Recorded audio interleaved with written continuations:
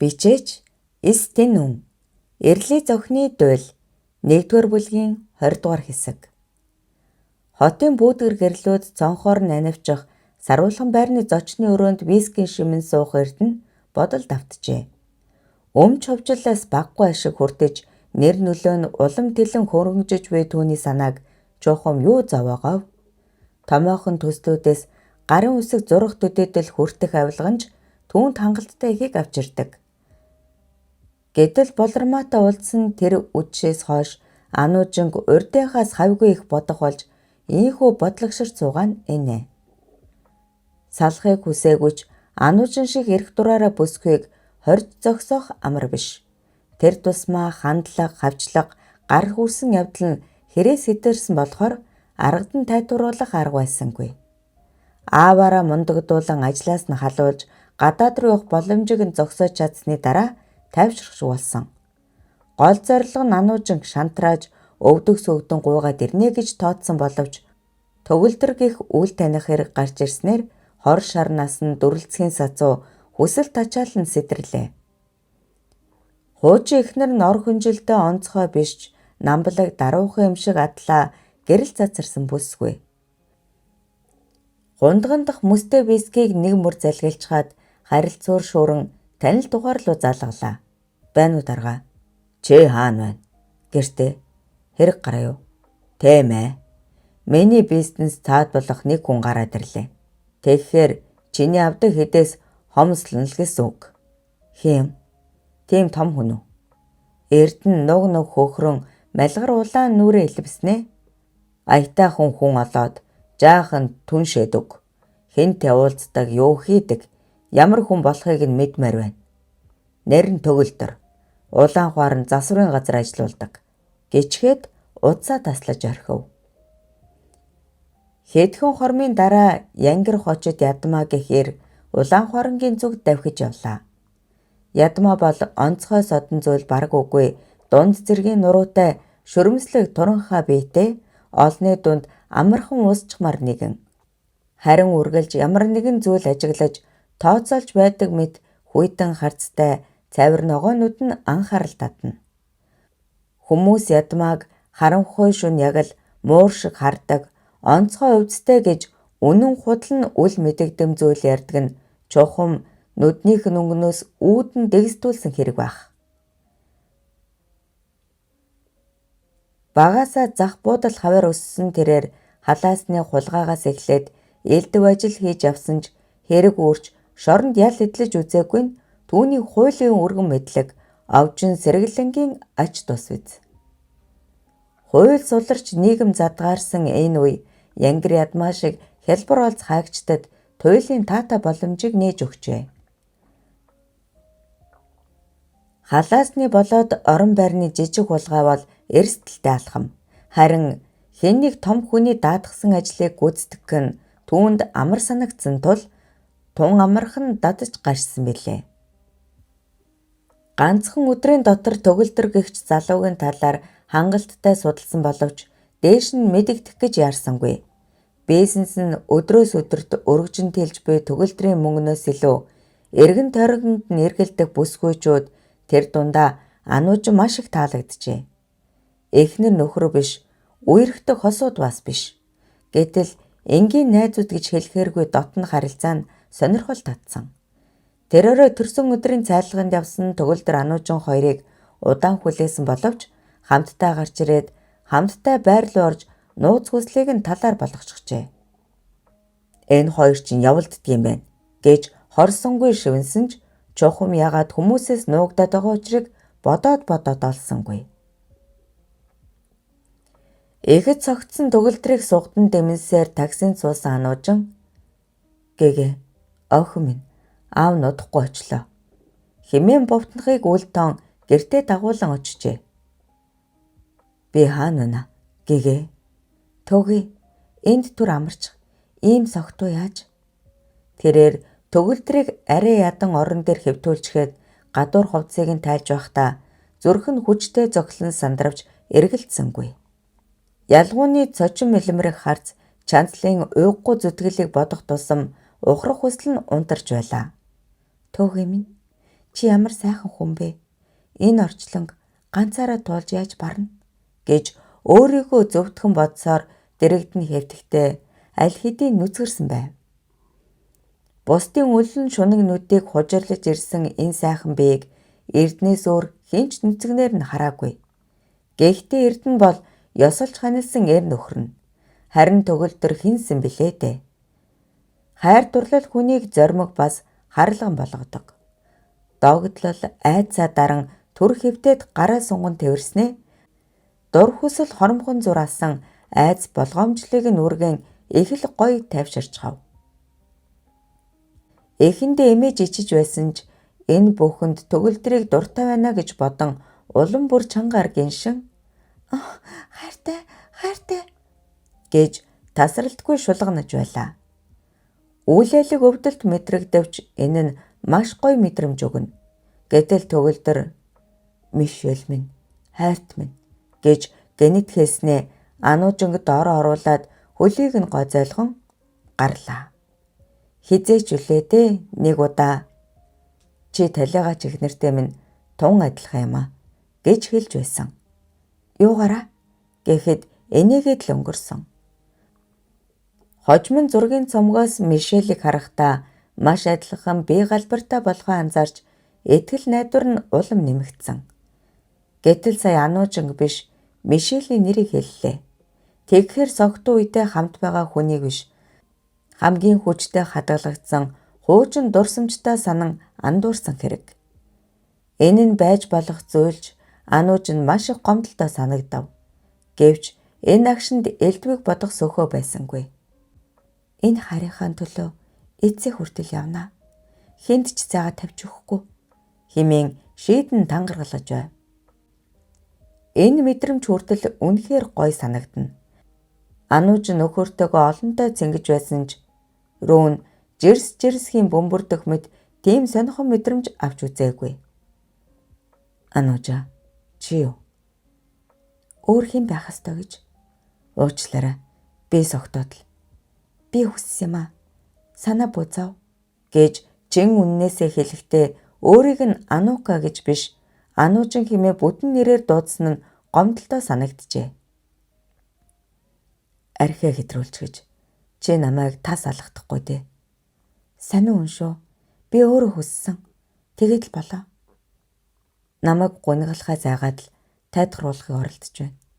Үгүй би Ануужингийн мөр чигчигнэн мэгшин уйлахад өөрийгөө буруутган мэлэрч суусан төгөлдөр бүр их сандарч орхив. Уучлаарай. Би буруутай. Чиний сайхан сэтгэлийг ашигласан. Чи ямар гэж хүн бэ? Надад гоё байсан. Би өөрөө маш их хүссэн. Өөрийгөө буруутгах боллоо. Чамд хай. Гэтэл гэрийн утас төгшүүртэй жингэнжээ. Тэр орой аав нь ирсэнгүй. Зүүргэмлэж хэвдтэл хаалга тасгийн онгойж балдангуй согтуурхан гуайгчж байснаа нам болчихов.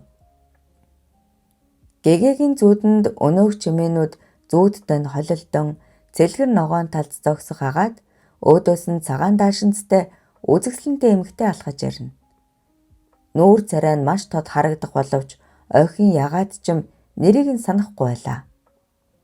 Гэвч тэр ээжигээ таньсан. Эмэгтэй инээмсэглэн гараа сунгах мөчөд хаа нэгтээс хоёр ногоонууд гялсхийн өвсөн дундаас том хар муур гитэн гарч ирснээ шүдээ ярзаалган архирч эхлэхэд ээж нь сандран амаа ангалзуулсаар сарнин алга боллоо. Гэгээ уйлан араас нь гүйх гэтэл гэнэт хаа нэгтээс хонх дамар тажигнах шиг хачин чимээ эргэн тойронд нь дуурслаа. Үүнтэй давхцан урд цагаан сахалтай өвгөн үл ойлгох үгс аяархан бувтнах бөгөөд салхи хүртэл түүний холоогоор ярьж байгаа мэт санагдана. Гэгээ айсандаа нүдээ тасанан орилох гэсэн ч дуун гарсангүй. Аваа! Ээж нь юу хэлснийг гэнэт ойлгон эргээд гүйх гэтэл өнөөх ногоонууд улам ойртож харанхуй дундаас түүн рүү ширтэх агшинд муухай орлон сэржээ. Улсан хулган олтлоо хөлөрсөн охиныг чанцал сандран тэвэртэл аваа гэж тасралтгүй дууцаар байлаа. Цэмпэл босож ирээд Яана өвдсөн бололтой энэ төгөлдөр яачхав хэмээн бухимдав. Чухам хаан вагаах баргал гадарлаж асан Чанцал год үсрэн босоод би уцаар ярьцгаад ирээ. Бас дуудлага гэчгээд гарч гуйлээ. Төгөлдрийн гэрт ороод уц шүүрэн залгахад таамаг нь зөв байж өөрийн ирэхгүй шүүр салцаар гэртээ ороход гэгээ 4 литр ширтэн орил сарвайв. Удалгүй түргэний машинтай зэрэгцэн төгөлдөрч ирэв. Аваа! Гэгээ түүнийг харангуудаа гараа сарван уйлахад төгөлдөр тэврэн авч тайвшруулахыг оролдлоо. Эмч үзэж шалгаснаа. Өвдсөн шин жалгаа зүгээр л айж цочирдсан бололтой. Тайвшруулах юм өгчхий. Унтаад сэрэхээр гайг болно доо гэв. Эмчийг авсны дараач гэгээ тайвширсангүй. Аавынхаа хүзүүгээр тас тэрч аваад үе толгоос ихсрэн "Аава, яв." Хаашаа? Анууж эгч. Төгөлдрийн зүрх үл мэдэх төгшин "Анууж эгч нь яасан юм?" гэхэд гэгээ нулимсан арчингаа "Яв, хурдан яв" гэж үгэлсээр байлаа. Яг энэ үед Чанцал орж ирээд "Гэгээ гайгүй юу?" гэж аяархан асуухад төгөлдөр санаа алдан толгоос ихсрэв. "Үгүй. Эмч өвдөөгүй л гэсэн. Гэхдээ нэг л сонирн байна." Чанцал орон дээр ирж суугаад гэгээг нь духыг гэлэн "За миний дүү тавшир та. Аавч нэрчгсэн байна шүү дээ." гэж аргадахыг оролдов. Гэвч гэгээ Чанцлыг ч анзаарах сөхөөгүй мэт төгөлдрөөс зуурсан хэвээр "Аава, яв, хурдан яв" гэж дахин шивнсээр байлаа.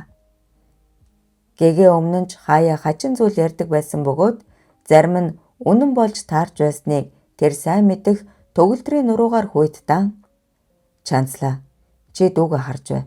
Ах нь нэг газар ороод ирээ" гэд хүрмээ шүрхэд Чанцал сэртхийн "Анууж эгч рүү юу?" гэсэн боловч төгөлдөр аль хэдийн гарч оджээ. Азар таксид таарч замын турш жолоочийг харуулсаар Ануужингийн байрны гадаа ирмэгц шатаар харайлхан хаалганы гадна очиход дотроос ямар нэгэн юм унах шиг чимээ хүний амьсгаад нь ноцолдох дуу бүдэггэн сонсогдов. Төгөлдрийн зүрх палхийн хаалганы баривлаас хэд хэдэн удаа татснаа хүчтэй жийж өшгөлөөд дотгош дайран орлоо. Ануужинтай ноцолдох хар хувцастай нүрээ багаар халгалсан гэнэт иргэн шанаалуун хүчтэй зохиод төгөлдрийг тэнцвэр алдан анхах зуур шуртгийн зурж гараад пижгэнтэл гүйн одов. Араас нь харайх гэснээ амьсгаад нь чичрэх Ануужинг тэврэн "Чи зүгээр үү?" гэж асуувал өөдөөс нь мэлмрүүлэн уйлах бүсгүй толгой дохиод "Азар ч ирлээ. Чамайг гэж бодоод хаалгаа нэчгсэн юм" гэж шивгэнэв. Тэр даруй түргэн дуудаж цагдаад ч мэдэгдэв. Төгөлдрөөс алхамж үл холдох Ануужин гарнаас нь тас дууран зогсохдоо халамж хайрыг улам бүр мэдэрсээр байлаа. 20 дугаар хэсэг төгсөв. Эрлийн зохины дуйл 1-р бүлгийн 21-р хэсэг.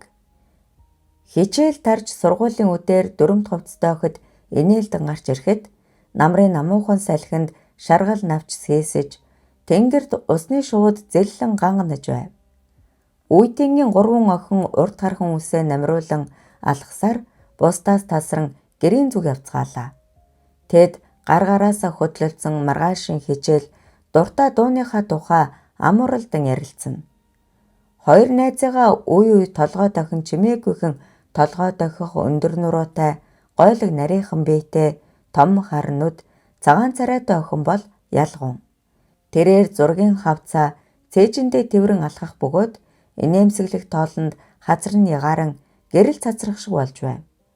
Хоёр найз нь гар далсаар гэрийн зүг явхад харин ялгуун хэсэг алхаад түр амсхийг хэрсав.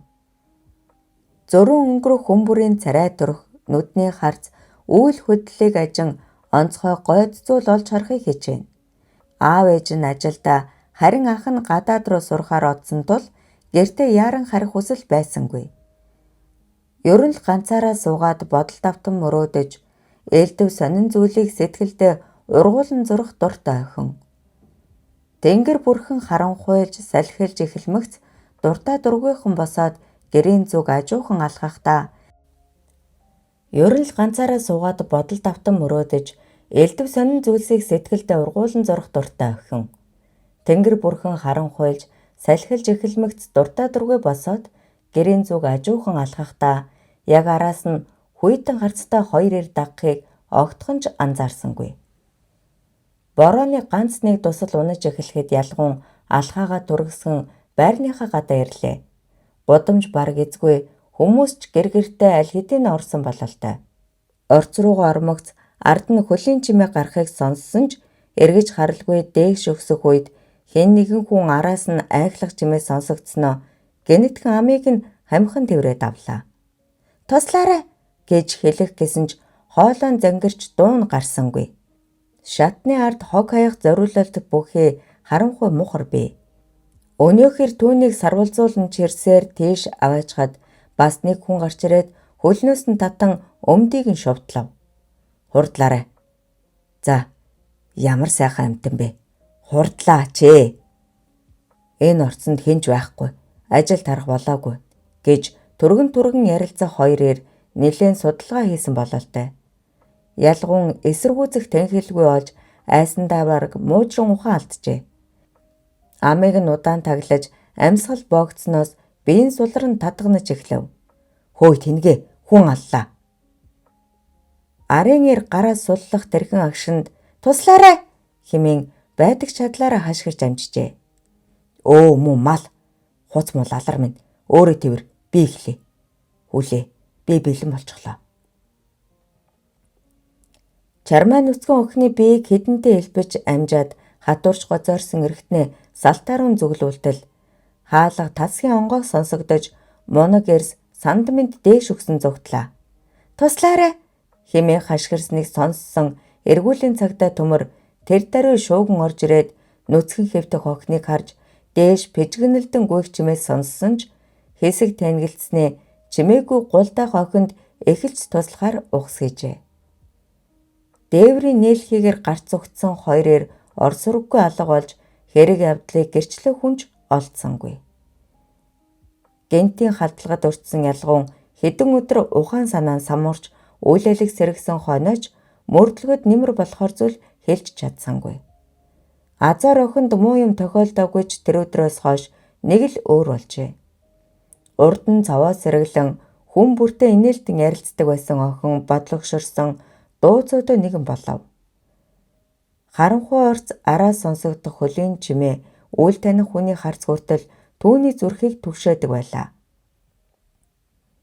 Өдөр хоног өнгөрхийн хэрээр аав ээжийнхээ халамж хайр ахыхаа түшиг тулгуурын хүчинд ялгууны тэр муухай дурсамжийг алгуур мартагнуулжээ.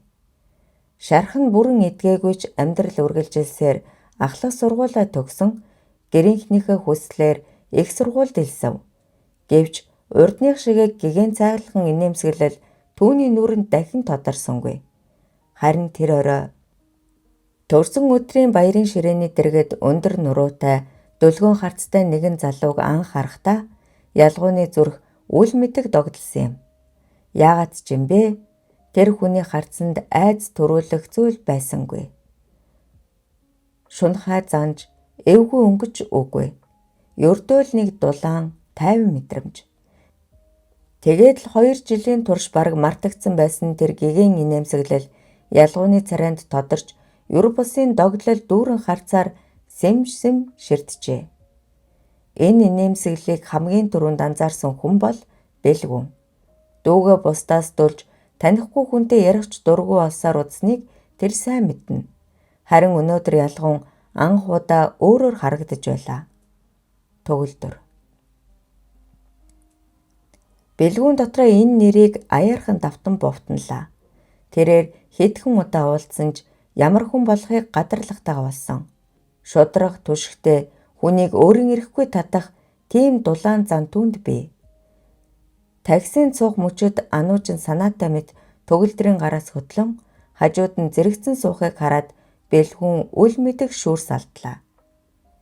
Төгөлдрийг үлдээ гэсэн хүсэл талаар болж ануужинг хориглож чадалгүй Дэмэл гар даллаж зогсохдоо яг л ардан зогсох ялгун холдон унтах таксины араас чимээгүйхэн ширцээр байгааг мэдэрчээ. Бэлгүн хинэггүй дүрэсхэн эргэж алхасаар дүүгээхээ дэргэд очихдоо боломж гарвал та хоёрыг дахин уулзуулнаа. Дүү минь үргэлж нэмсэглэж амьдрал хээчнэн гоё хэмээн өөрийн ирэхгүй бодож байлаа. Өглөөний бүдэгхэн гэрэл өрөөнд тусаж цонхны цаана намрын шар навчис салхинд туугдан хийсэн. Бэлгүн бараг унтсангүй шүнжин хөрвөөж нэг л зүйлийг бодсоор үүр цайлгажээ. Нүдэнд нь 2 жилийн турш бараг үзэгдээгүй гэгээн цайлган тэр инээмсэглэл тодор сорвай. Тэр зөвхөн төгөлдрийг харахтаа л ингэж инээсэн. Бэлгүн санаа алдан цонхны өмнө очиж зогсоод ямар сони юм бэ те гэж өөртөө аяархан шивнэлээ. Яг тэр үед өрөөний хаалга онгойж аав нь гартаа кофены аяг барьсаар орж ирээд унтаагүй юм уу гэж ихэд санаан зовсон янзтай асуулаа. Бэлгүн нүдээ нухлан нойр хүрсэнгүй. Гэхдээ ядраагүй гэд ширээн цов. Өчигдөр ирсэн найзыг чинь гэнэт саналаа. Хэнийг? Төгөлдрөөгөө. Өөгүй ээ. Найз бүсгүй нь ануужин гэдэг үлөө. Тийм ээ. Гэхдээ зүгээр л найзууд. Яамн дээр нэг хүн ярьж байсан.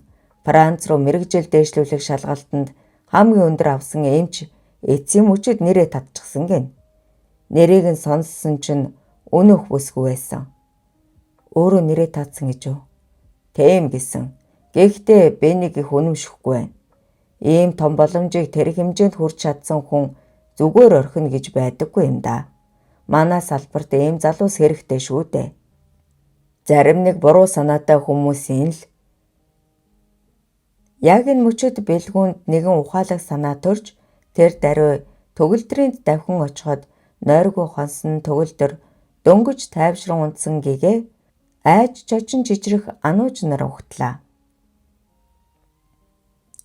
Болсон явдлыг сонссон бэлгүүний царай бараан 2 жилийн өмнө дүүд маань яг ийм зүйл тохиолдсон. Азар ойрхон цагдаа авч таарад аврагдсан юм. Гэхдээ цочрол нь мүд арилдаггүй юм билээ. Гэлээ. Төгөлдөр гар зангидан холхиж байснаа. Хүний өнөргөө новшнууд, өөдгөө араатнууд. Би бариад авчиж чадсангүй. Хэмээн уурсан үглэж байв. Төгөлдрийн ингэж бухимдаж байгааг анх удаа харсан ануужин гэгээ маань гайгүй тайвширчглаа. Би аавынд очдөг юм уу? Гэд босон хүрмээ өмсөв. Үнэн дээр бол бэлгүүнээс санаа зовж бас ялгуунд тохиолдсон явдалд эмзэглэсэндээ л ийм шийд гаргажээ. Айдас шаналлад өртсөн жаахан охинд атаархаж ухаангүй согтуу хүнийг далимдуулсандаа маш их ичиж байлаа. Магадгүй бурхан түүнийг шийтгсэн нь энэ үзээ. Ануужин хөргөж өгөөд буцах замд бэлгүүн нэлээд хулгаж байснаа. Төгөө найз нь аваас нэг зүйл сонслоо. Төгдөрөхөд төгөлдөр мушилзан юу сонссон гэж яагаад ярьж гацаад байна гэлээ. Анууж эмд саяхан шалгалтанд орж л дээ. Уг нь их том төсөл. Тэр болгон хүнд заяахгүй боломж. Өөрөө өндөр оноо авсан юм байна. Гэтэл нэрээ татчихаж. Би огт дуулаагүй юм байна. Нэрээ татсан гэдэг нь үнэн болов уу? Хэн нэгэн хүн төгөлдрийн царай хууран байснаа хадам аав нь газрын дарга гэсэн. Ажлаас нь халуулаад дараа нь арай өгөөлгүйтэй. Бөөмэд хоёулаа нэг хүнтэй уулзаж зөвлөгөө авъя. Ялгууныг маань аварсан цагдаа юм л да. Хэдхэн хормын дараа сэлүүхэн рестораны буйдхан өрөөнд гавшав хөдөлгөөнтэй зоримог хардтай залуутай уулзсан нь цагдаагийн ахлах дэслэгч төмөр байв. Тэрээр хуучнаар зөвлөлт усад суралцж төгссөн мэдлэгтэй, чадвартай, хамгийн гол нь үнэнд судрах цагдаагийн офицер. Манай хэлтсийн харийн алал биш л дээ. Гэхдээ би анхаарч судлаа. Ялгууны хэрэгтэй ч төстэй юм. Халуун мөрөөр орсон ч алдчихсан болохоор надад хамаатай гэж төс тас ярих төмөр тавгтай хоолоос ирээдэн хэсэг азанснаа. Нэг хүний эсвэл хамсааднуудын үйлдэл байж болох энэ хэрэг дээр би анхаарал хандуулнаа гэжээ. Улаанбаатараас хөдөлсөн галтрыг жигдхэн түчхэнсээр өмнө зүг давхина. Купений цонхны цаана намрын шаргал тал ээлжлэн жирэлзэж хаяа нэг жижиг өртөө өнгөрөхөд дохионы дөө бүдэгхэн сонсогдно. Доод талын орон дээр хагас налан сууж цайшинман гадагш суух тулгайгийн өдөөс хүнжлөөрөө хөлөө хучин хэвдсэн заяа хаяа нэг түүн рүү сэмхэн харж байснаа. Надад чамд хэлэх нэг гоё мэдээ байна гэж бараг л шивнэв. Юу юм? Сонсъё л доо. Чи болох гэж байгаа шүү дээ. Огил харайн боссон тулгаа хэсэг зуур алмайран амаа ангааж зогссноо. Үнэн үү гэж арай ядан бовтнаад чанга тавиран удаан гэгчин онцон үнслээ. Залуугийн хүсэл тачаал тэр дороо сэргэн орон дээр унаад ухаан жолоогүй зүтгэн хөлбөрсөөр арга бэлэг золголдон галт тэрэгний лүг хийх чимээтэй хоршох таш дуу хадаж эхлэв. Заяа туранхаа жижигхэн биетэйж хөхөөгзөг том дуу галбар сайтай бүсгүй. Найрсаг зантай намб төгс Наташа шиг эсвэл Талигач Мишель Анужин шиг тэвхэлдсэн өндөр биетэй хөхөөгзөг томтой бүсгүүчүүд тулгаад сайхан санагддаггүй аж. Улсын бүртгэлийн үүдэн дээр заяаг анх харсан цагаас л ухаан алдан дурлаж гүйсэн. Эгчмэд хашир бүсгүй хэсэг зай барьсан ч овжин сэргэлэн ажиллаж хичээнгүй тулгаад тун амархан ээнэгшин дассан билээ. Тулгааг хөнгөндөө зантай гадарсан болохоор эгч хүний ухаанаар урин залсаар өөртөө ухаангүй хайртай болгож дөнгөсөн. Цаашдаач гарын дор удирдан залахыг хүсдэг. 20 минут гэртээ айглан амьсгаадаж гиншин янгалсан залуус галт тэрэг ээлжид өртөөн дээр эрэхтэн зэрэгцэн дурханан тайвширлаа. Чи минь хичнээн сайхан юмтэй. Маш гоё тайшаал авлаа. Би ч гэсэн чухмал сансарт нисгэд ийм мэдрэмж төрдөг баха. Тэгэлгүй яхав дээ. Бурхнаас заяасан хосууд юм чинь. Тийм гэж юу? Сансаач удахгүй миний гэз тамарна. Бүдүүн болно. Чамд таалагдхаа болчихвол яана. Юу гэж дээ? Би чамаага үрд харилна. Хоёулаа олон хүүхэдтэй болно гэж мөрөөддөг. Гэтэл яасан бэ? Олсон ашгаа 4 хуваах нь шудраг биш байна. Тэгснээс тусдаа би дагаад 8 хийж хаяада тендер олж байвал хүүхдийн минь ирээдүйг гэрэлтэй болно. Заяа, хонгор минь бид ч н олон жил найзалсан андууд ингэж болохгүй. За тэр чи ийм л хүн. Тэр төгөлдөр чинь гэрээсээ гарахгүй, гид салтахгүй. Гэтэл бадрах та хоёр. Тэрч тийм шүү. Гэгээ мань нэлэх байна. Тийм болохоор л. Чи үнэхээр тэнийгээ. Гэгээд биш. Ануучинд хорогдож байгаа юм. Бадрахч ялгаагүй. Эрт ухаарад орс дуудах болсон. Бид хоёр л хоцорч байна. Гэд буруу харан хэвдсэн заяа мөрөө чичигнүүлэн уйлж эхлэв. За тавширтаа. Хоёулаа хормоо хийсний дараа тусдаа бизнесээ хөөе. Нээрэл чиний хэлдэг зөв. Амжилттай эхлүүллээ. Төгөлдөр гараажтай хүн одоо алцахгүй. Нулимсаа арчих заяа эргэж хараад гараажтай гин шүү. Тэр чин та гурвын өмч. Хувь аваад л сал.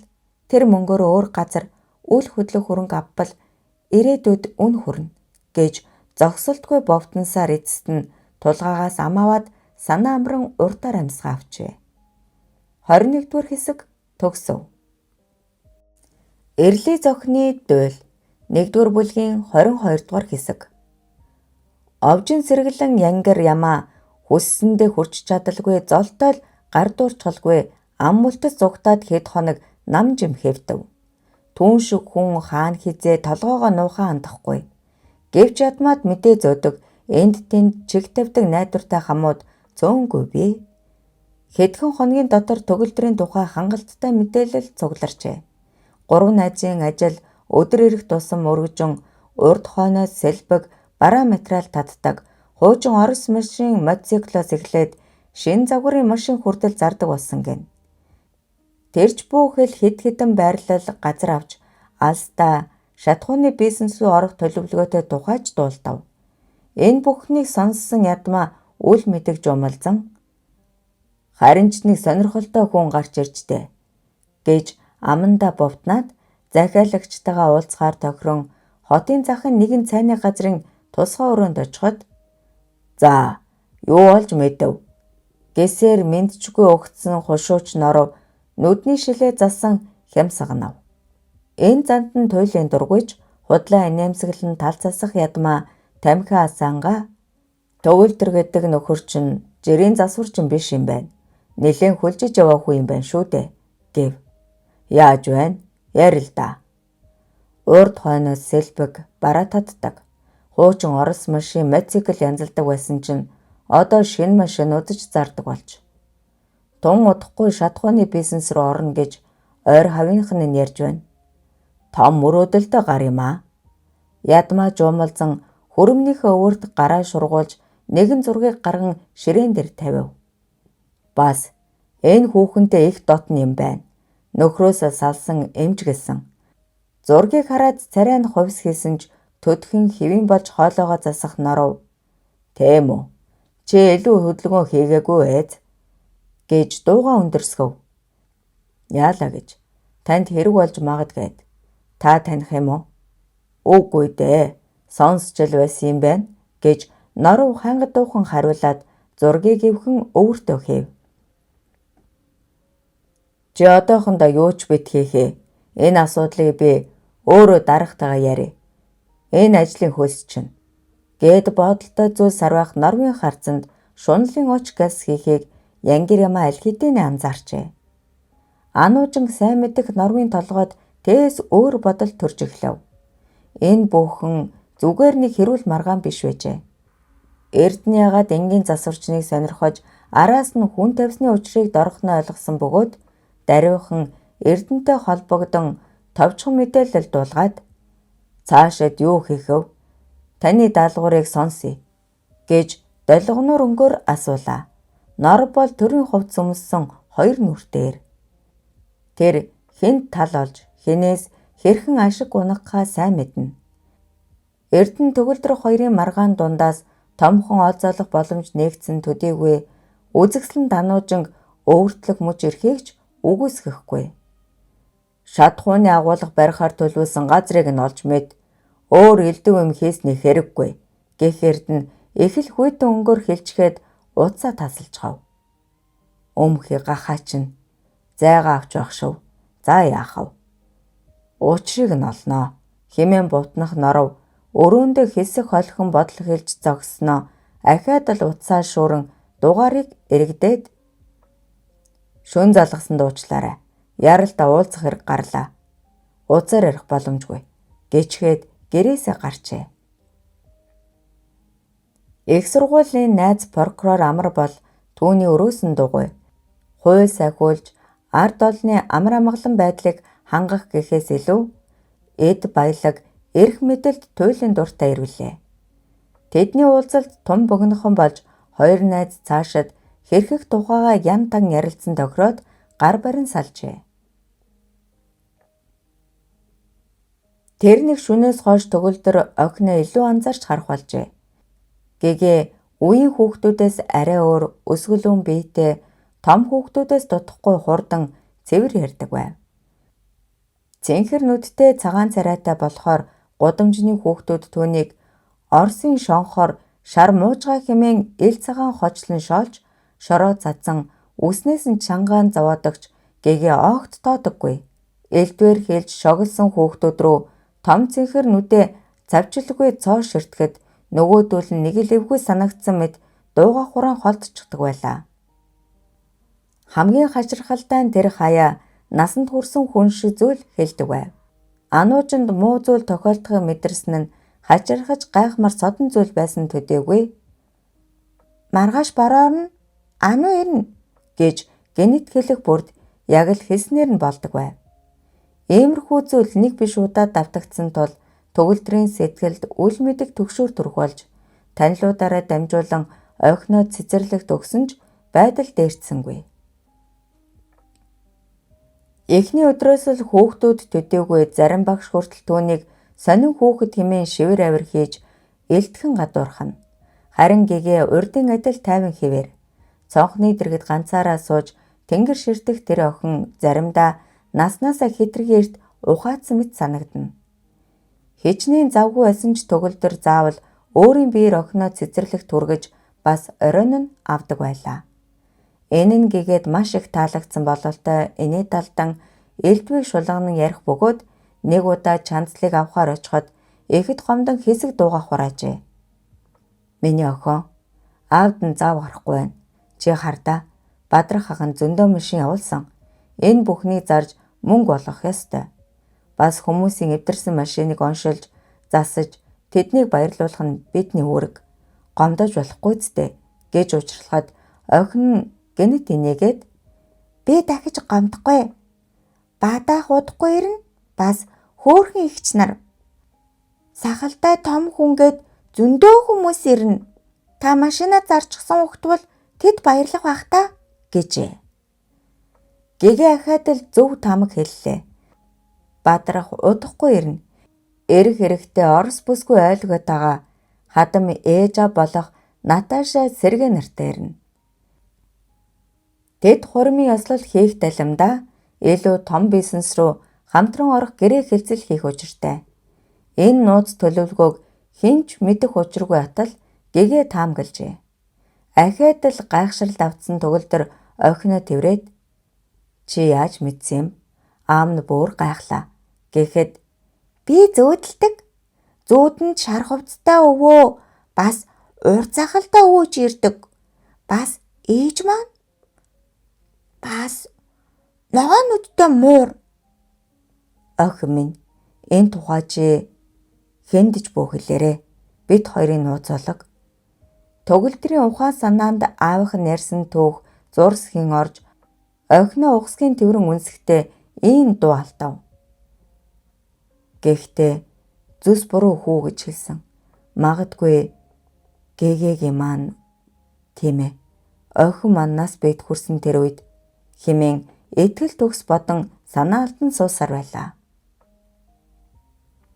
Маргааш нь хичнээн ажилтай байсан ч охиноо цэцэрлэгээс авахаар сандран гүйж очихдоо өөдөнд нь нэг бүсгүйтэй мөргөлдчихөв. Гэгээгийн үеийн хүүх хөтөлсөн өндөр цагаан хүүхэн зог тусахад уучлаарай. Яарад анзаарсангүй. Та зүгээр үү гэж хэлж амжжээ. Бүсгүйтэй дахин хэд хэдэн удаа тааран ганц нэг үг солих болж танилцлаа. Банкнд эдийн засагч ажилтай сайх бүсгүйг Золзая гэдэг аж. Энэ миний хүү юм л та. Аав нь ёо бид хоёрыг орхиод тавьчихсан юм. Зүгээр дээ. Охин бид хоёр амьдарч болоод л байна. Та хоёр алцахгүй. Төгөлдөр гадаад төрөх болоод дотоод аашсан үзэл бодлороо хэний ч анхаарал татах нэгэн. Өндөр нуруутай, цэвэрхэн царайтай, боловсон, ухаалаг залууд бас нэгэн бүсгүй татагдж эхэлсэн бөгөөд хоёул ганц бие аав ээжүүд гэдгээрээ үг хэлээ амархан ойлголцож байв. Яг тэр үед төгөлдөр сайн банкиртай танилцах нөхөрлөх бодолтой явсан. Хувийн бизнес нь өргөжөж компани болон тэлэг шаардлага гарсан тул тэдэнд санхүү эдийн засгийн өндөр мэдлэгтэй хүн хэрэгтэй. Би ажлын хажуугаар чадхаараа туслая. Шатуу импорт бол үнэхээр ирээдүйтэй бизнес. Гэхдээ ашиг олж эхлэх хүртэл маш их зардал гарна. Тийм ээ. Энэ тал дээр бид туршлага, мэдлэг муу. Хэсэг азныг эсэнж найзууд маань яраад л. Азнаад дэмий. Өсөлтөгчдөөс хоцорчхоно. Зүтгээд үзэх хэрэгтэй. Би зээл гаргуулах тал дээр судлаа. Тэгвэл сайн л байна. Гэхдээ манай үл хөдлөх хөрөнгүүд бүгд банкны барьцаанд байгаа. Арга нь олдох үстэй. Удахгүй манай түншүүдэр нь чамайг бас уурья. Санаа бодлоо солилцъя. Тэр болно. Өө тийм нэг зүйл хэлэх гээд л. За. Гэгээ маань энд жаахан тухгүй байдаг бололтой. Юу л да. Орос цэцэрлэгт өгвөл ямар гоё санаа вэ? Охин маань орсоор ганц хоёр үг мэднэ. Тэдний яриа ямар нэгэн өөсөвгөө үнэхээр сайхан нийлж байв. Охиноо гадуурхагдаад байгааг анзаарсан ч гомдлохгүй байдагт нь тоохгүй явсан төгөлдөрт орос цэцэрлэгийн тухай яриа үнэхээр их нэгтсэн ажээ. 2 өдөр дараалан орсон цасанд хот бүхэлдээ дунд цагаан болжээ. Эмнэлгийн хашаан дах хөгшин улайсууд хүртэл цасан дарагдан бүхэж цонхны цаана өвлийн намуухан өдрүүд үргэлжилнэ. Өглөө эртлэн ажилдаа ирсэн ануужин үзэлгээ дуусгаад өвчтний карт бөглөж суудал сувилагч орж ирээд "Анууж эмчээ, дарга дуудаж байна" гэв. Гайхсаар өрөөнд орвол "Оо анууж эмч, алив суугаач. Яамнаас ирсэн бичиг байна" гэж инээ далдан угтсан дарга дугтуудаа бичиг сарваажээ. Францад мэргэжил дээшлүүлэх шалгаруулалтын материалд техникийн алдаа гарсан бөгөөд түүний нэрийг андуурч хассан тухай үүнд албан ёсоор хүлцэл өчөж 2 хоногийн дараа яв хүлтгэлээ хангахыг мэдэгдсэн бичгийг уншаад гайхах, баярлах зэрэгцэн алмайрсан ануужин "2 хоногийн дараа юу?" гэж өөрийн ирэхгүй асуув. "Яамнаас яаралтай шийдвэр гарсан байна. Чамд баяр хүргэе. Ажлаа хүлээлгэж өгөөд нистэй. Энэ бол том боломж шүү." Гэвч ануужин баярлсангүй. Хэдхэн хоногийн өмнө энэ боломжийн төлөө юугаач өгөхөд бэлэн байсан атлаа одоо ягаад ч юм сэтгэл нь нэг л хүндүр санагдана. Удаан бодсны эцэст бичгээ өвхөн цүнхэндээ хийгээд "Би явна" гэж аяархан хэлв. Ажлаа хүлээлгэж өгөх бичиг баримтаа цэгцлэхэд цаг орсонгүй. Энэ мэдээг хамгийн түрүүнд төгөлдөрт дуулгахыг хүсэн Улаанхарангийн зүг яарсан боловч гараашийн тэнд очмогц харсан зүйлдээ чочирдон өөрийн ирэхгүй зог тусав. Төгөлдөр нэгэн өндөр цагаан бүсгүйтэй зэрэгцэн алхах хагаад хоёул инээмсэглэн ямар нэгэн зүйл ярьж байв. Хэний ч нүдэнд тэд нэг гэр бүлийн хүмүүс шиг эвтэйхэн дотн харагдана. Зүрхэн чим хитэл хатгах тэрхэн агшинд ануужны эргэлзээ бүрэн арилж хаалга татан ороод чанцалтай таарлаа. Охин элдэд муухай ашигладаггүйч нөгөө л хүндий хിവэр. "Төөгийн ах найзтайгаа дөнгөцөө гарсан. Та хоцорчгож" гэлээ. Чанцлын ярианы өнгөнд тохуургал ажиглагдаагүйч цаанаа л нэг ёоцгойс цухалзаж байв. "Сая харсан. Гэхдээ надад ямар хамаа байх вэ дээ? Би Франц руу явах болсон. Нөгөөдөр нисэн. Та юу?" "Надад дургүйч мэднэ.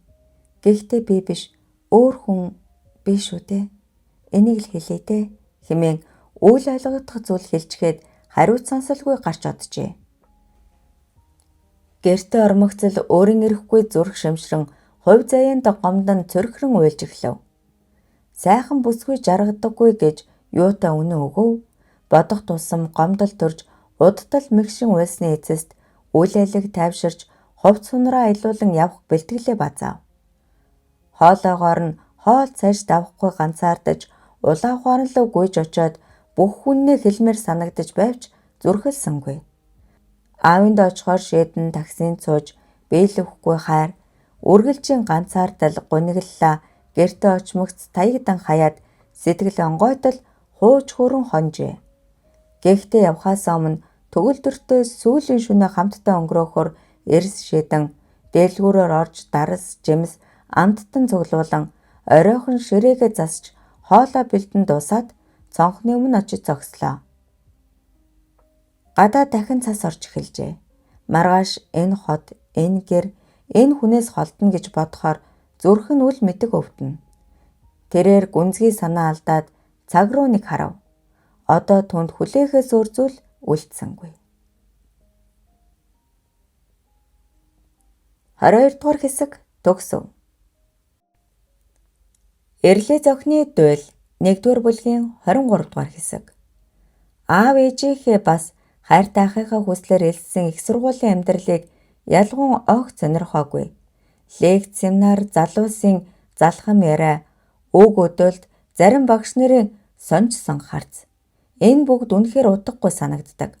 Үнэн дээр бол түүний жинхэнэ ертөнц нь өнгө будаг биер цагаан давуу байв.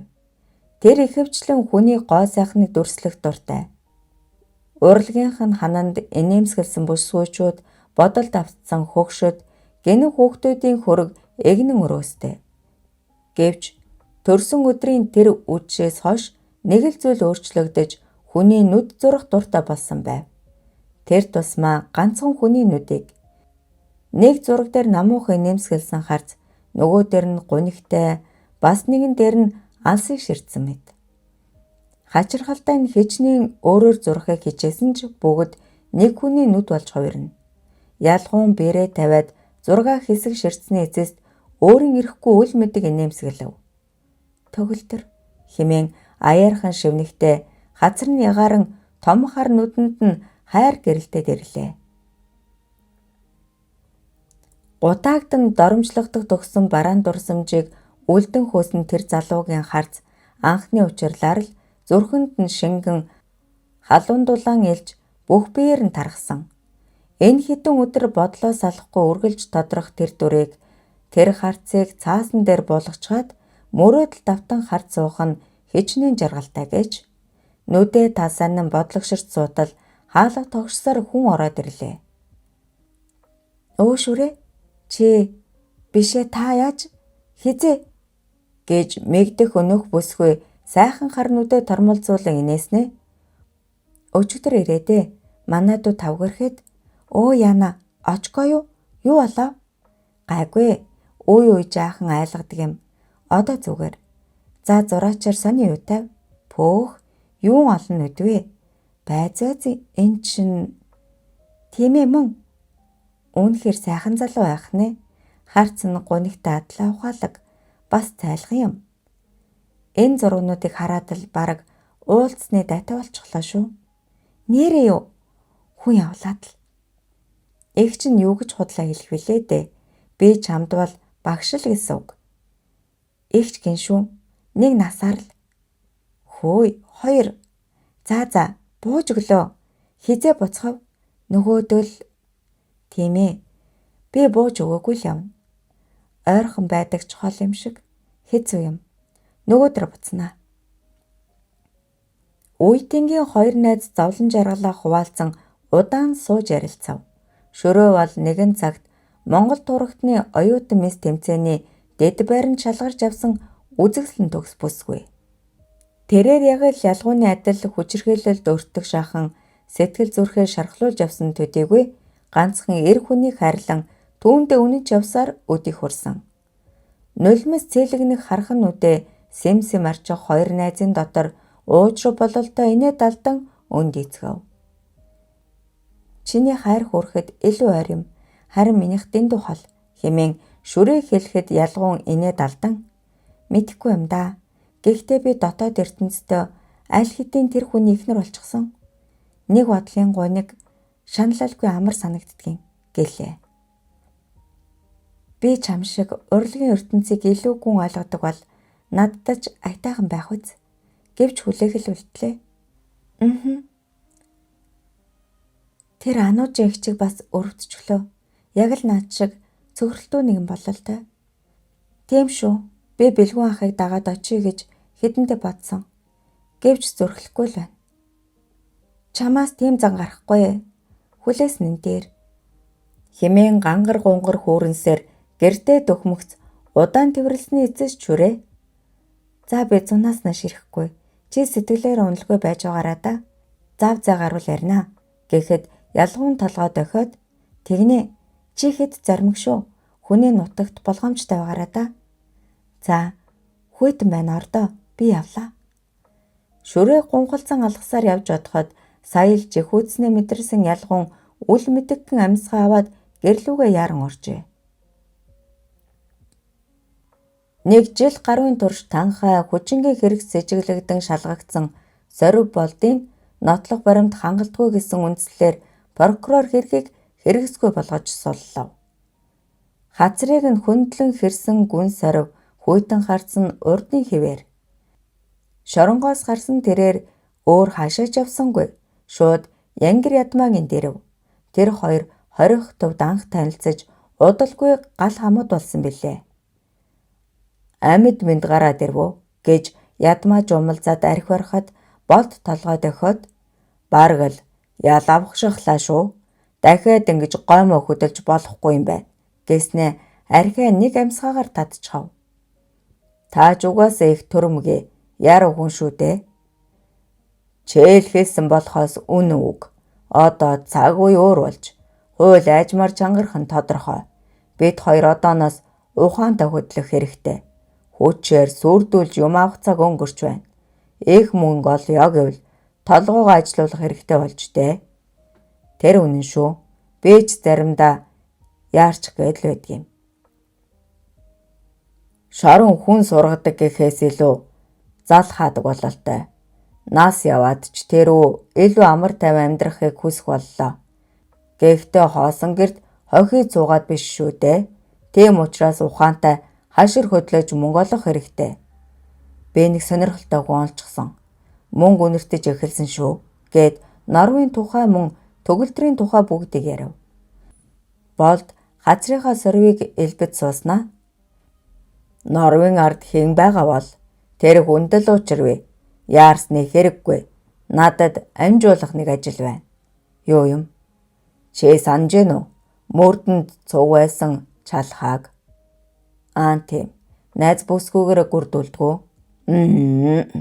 Гэхдээ тэр хүүхэн надад падгүй. Харин аав нь. Яасан гэж? Ярвал урт түүх болно. Миний хар айрамд алба хаах болсон шалтгаан нь чухмал тэр мандал новчоос эхлэлтэй. Би чамд дараа тухтай ярьж өгье. Одоо сайхан ууй. Алив төлөө.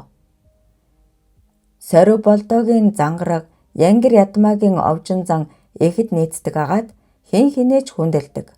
Хоёул тасартал угаад нам унтаж маргааш нь үд өнгөрсөн хойно сэржээ.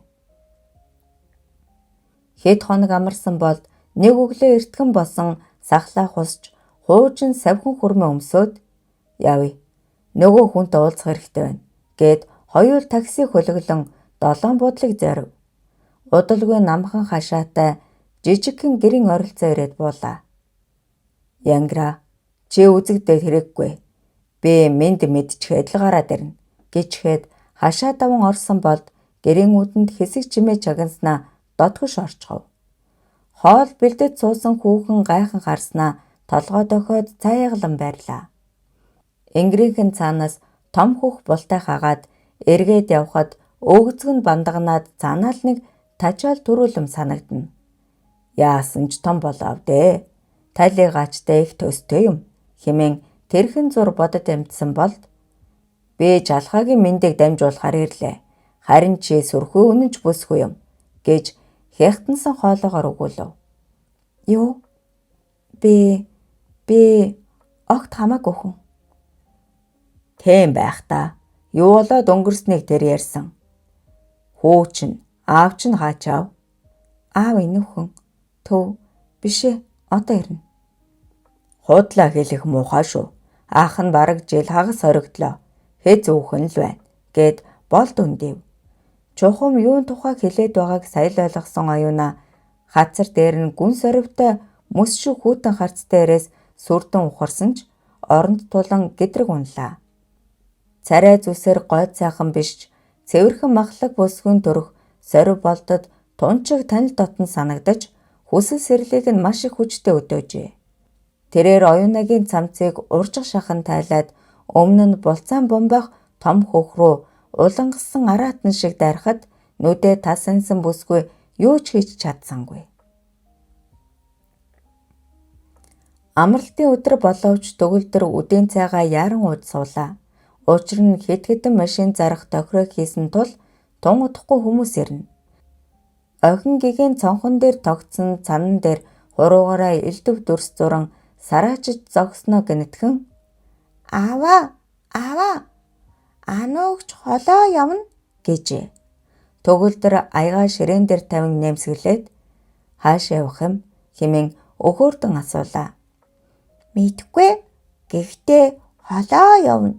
Онгоцоор явна. Чамд хэн хэлчихв? Гэгээ цонхон дээр зурсан том онгоц руу хуруугаараа заагаад би мэдэж байна. Яг ийм онгоцоор явна гэж намуухан хэлв. Охин хизээч ойроос онгоц харж байгаагүй. Гэтэл цонхон дээр яг л онгоц зурчихсан байхыг харсан төгөлдөр амаа ангаан гайхшин зогсдол телефон ангин нь дуугарлаа. Байна уу? Анууч байна. Чамаар сонин сайхан юутай. Төгөлдөр охин луугаа нэг хараад сайн. Харин чи сайн уу? Дуу чинь нэг л сонин сонсогдоод байна да. Гэв. Уудсны цаана хэсэг чимээгүй болсноо. Би чамтай уулзмаар байна. Юу болсон юм? Уулзаад ярив. Чи завтай юу? Төгөлдрийн сэтгэл үл мэдэх төгшөр дуран оройхон болох уу? Яг одоо бол гэж төгдрөв. Болно. Би хоол бэлдээд хүлээж бай. Анууж ингэж хэлээд удсаа тасалж хав. Төгөлдөр хэсэгхэн хөдөлгөөнгүй зогсноо ажуухан эргэж харлаа. Гэгээ цонхон дээр зурсан томонгоцоо хуруугаараа илэн "Ануугч мөн үү?" гэж асуув. Тийм ээ. Аав нь ажлаа дуусгаад очиж уулзна. Хамт явах уу? Нэрээ юу? Гойда. Ануугчинд очино да. Охиных нь харц гэрэлтэн хөр баяртай болсонд үйл алиг уужирсан төгөлдөр духан дээр чихэрсэн хөлсөө арчжээ. Аав охин хоёр ажлаа дуусаад Ануужингинд очиход хамар сэтлэг шахам хоолны үнэр хан хийж өгдөв. Оо гэгээ эгчин чамд биловэлцэн гараа аваагаа цугаарай. Гэх Ануужингийн царайнд ямар нэгэн гунигтай зүйл ажиглагдсангүй. Тэд хооллох зураа энэ тэрхний ярилцаж суусны эцэст гэгээ зүүрмөлөн унтаадаг. Охиныг орон дээр хэвтүүлээд эргэж ирсэн Ануужин "Та хоёр минь ханаад яваач" гэлээ. Харцан гэрэлтэн царай нь улаа бударчээ. Нэмгэн даашинцны цанаас сайхан том хөхөн сэрийгэдэл, хормой дороос чирлэгэр шилб цухал задал, бандгар дуу чанга өгзгөн холбол задал, дэндүү дур булаам харагдана. Анхаарлаа өөр тийш хандуулахыг хичээх төгөлдөр "Чамд юу тохиолдов? Юу ярих? Оронд ороод ярья. Би чамайг хүсээд байна. Энэ шүнийг надад өгч." Хэмээн шивнсээр дөгсөн Ануужин өвөр дээр нь суучихв. Хоёул өөдөөсөө ширтэлцэн бараг л үггүйгээр ойлголцож байлаа. "Чи хизээж минийх болохгүйг би ойлгосон. Сүүлч юу та?" хэмээн Ануужин бодож байхад "Ануужин минь, бидний хувь заяа өөрөөр зурагдаж, чи надад таалагддагч хайрлан дурлаж чадахгүй байна" гэж төгөлдөр дотроо шивнэж байв. Тэд тэврэлдэн үнсэлдсэн хэвээр унтлахын өрөөнд орж хоёул нүцгэрээд өргөн орон дээр хөрвөөж эхэллээ. Өвдөлт нь хүртэл таашаал болж бүхэл биеэр түргэн тарах энэ гоёхон жаргал дахиад ирэхгүй гэж бодохоор л энэ хорвоогийн амьдрал дэндүү дутуу юм шиг санагдана. Төвгий. Би Франц явахаар болсон. Юу? Хизээ? Яагаад? Олон хоног бэлтэж шалгалтаа сайн өгсөн боловч эцсийн мөчөд хасагдсан. Гэтэл шалгалтын явцад алдаа гарсан юм байна. Тэгээд л явахаар болчихлоо. Төгөлдөр өндийд сууснаа. Удах юм байна тийм үү? Энэ шийдвэр чинь тун зөв. Гэхдээ л юу гэж? Хувь тавиланг хэн сүрхэлээд? Тийм шүү. Харин чи чандлыг анзаарч нэг хараарай. Гин цайлган тэр охин чамд төшөг болно шүү гэж шивнсэн Ануужин сэм шүүрс алдаад төгөлдрийн араас тэврэн хөхөөрөө шахан алджээ. 23 дугаар хэсэг төгсөв.